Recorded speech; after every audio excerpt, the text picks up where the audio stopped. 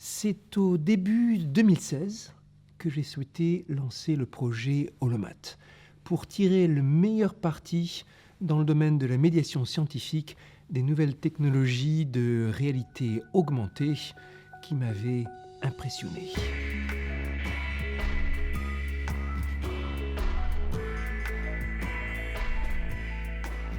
L'essence de Holomat, c'est la rencontre de trois mondes. En premier, le monde de la pédagogie, l'éducation, comment on peut transmettre les choses.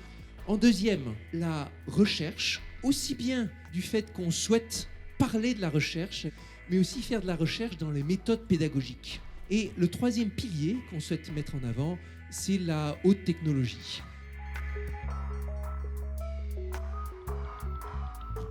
Holomat, c'est un projet de l'Institut Henri Poincaré, mais ce n'est pas l'Institut Henri Poincaré tout seul qui le fait, bien sûr. On travaille avec beaucoup de partenaires. Le studio d'effets visuels One More, le studio d'enregistrement Kouz, le centre de recherche interdisciplinaire, quelques universitaires très reconnus dans leur matière comme Marie-Paul Cany, l'association Imaginery et bien sûr Microsoft qui développe la technologie HoloLens sur laquelle nous nous basons.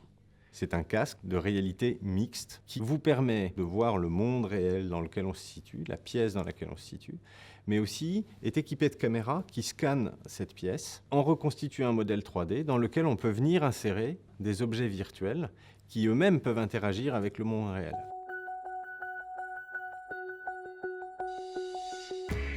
Je vais lancer juste l'animation du logo, histoire d'être certain que tout le monde voit bien la même chose et que ça se passe bien. Vous avez du son ?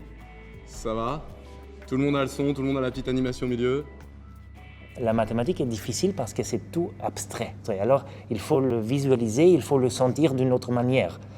La chose la plus importante pour moi, c'est l'interactivité, que tu peux vraiment manipuler la mathématique. Tu peux devenir un mathématicien d'une manière que tu fais quelque chose et tu le vois directement. Et tu joues, tu fais des expériments. On va faire apparaître une petite particule, vous la voyez tous, au milieu ici.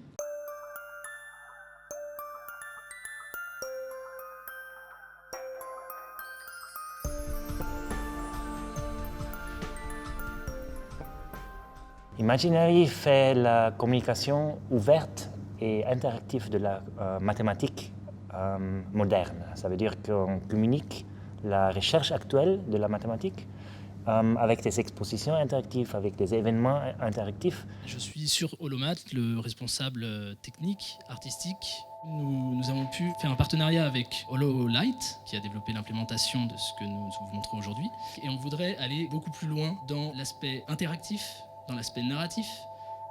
Le rôle du CRI, c'est d'écrire un scénario qui soit cohérent, qui soit attachant, qui apprenne aux utilisateurs quelque chose. Qu'est-ce qui fera que ça sera intéressant et que ça permettra aux enfants ou aux adultes qui viendront expérimenter d'apprendre quelque chose? C'est l'expérience utilisateur qu'on leur fera vivre. C'est très amusant, c'est interactif, c'est chouette. Intersidéral. Je trouvais ça assez beau.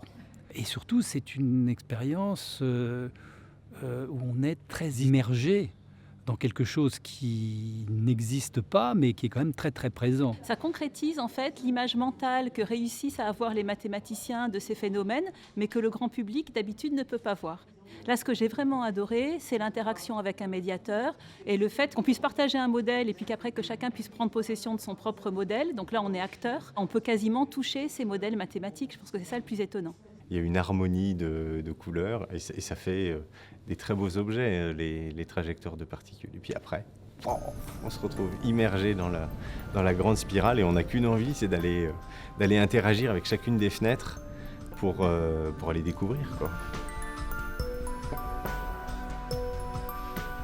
On a choisi le mouvement brownien parce que c'est associé à la découverte des atomes. Les atomes sont associés à Jean Perrin, qui est à la fois la figure tutélaire un peu du contact entre science et société, mais aussi Jean Perrin, c'était le fondateur du bâtiment que nous sommes en train de réaménager à l'Institut Henri Poincaré pour en faire notre maison des mathématiques.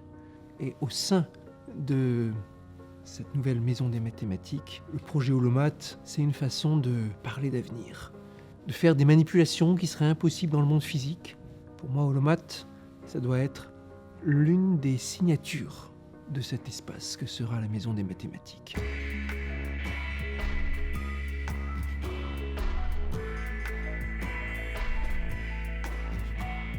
Dans les quelques années qui viennent, on va développer notre gamme de films interactifs, de sujets qu'on va aborder. Tous les grands secteurs de la mathématique, on va pouvoir les raconter avec des expériences frappantes, immersives, qui s'imposent comme si elles étaient la réalité. L'étape ultérieure du projet, c'est pouvoir vraiment manipuler à plusieurs.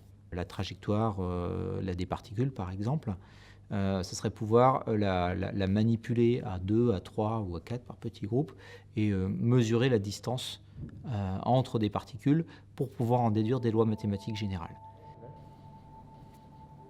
Le champ des possibles, il est immense. On le voit dans le monde de l'enseignement, dans le monde de l'industrie, pour aider les gens dans les procédures de maintenance d'appareils industriels. Ça peut être le cas avec des chirurgiens qui deviennent augmentés avec le scanner 3D du patient, réinséré sur le corps du patient. Mais ça peut être des techniciens qui sont augmentés parce qu'ils ont toute la documentation à disposition pendant qu'ils font l'intervention, ou Areva qui l'utilise pour être capable de visualiser dans une centrale nucléaire les zones où il y a une plus forte radioactivité, ce qui ne se voit pas physiquement. Dans Holomath, ce qui serait vraiment très très intéressant, c'est de mettre en fait des mondes de l'infiniment grand ou de l'infiniment petit que le grand public n'a pas l'occasion de pouvoir manipuler dans sa vraie vie. Donc moi je pense par exemple à la sculpture des chaînes de montagne où on va pousser avec ses doigts des plaques tectoniques les unes contre les autres et les voir émerger avec toutes les différentes couches qui vont se plisser et se déformer. Donc ça par exemple, c'est des recherches qu'on fait en lien entre les maths, l'informatique graphique et puis la géologie. Ça pourrait être mis dans Holomath.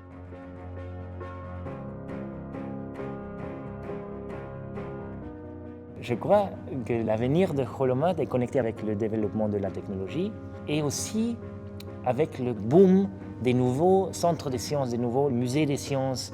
Notre but, c'est trouver avec la nouvelle technologie la meilleure façon de rajouter du sens à la communication et à la médiation scientifique. Utiliser la technologie pour nous rapprocher, pour augmenter la qualité et l'impact des messages.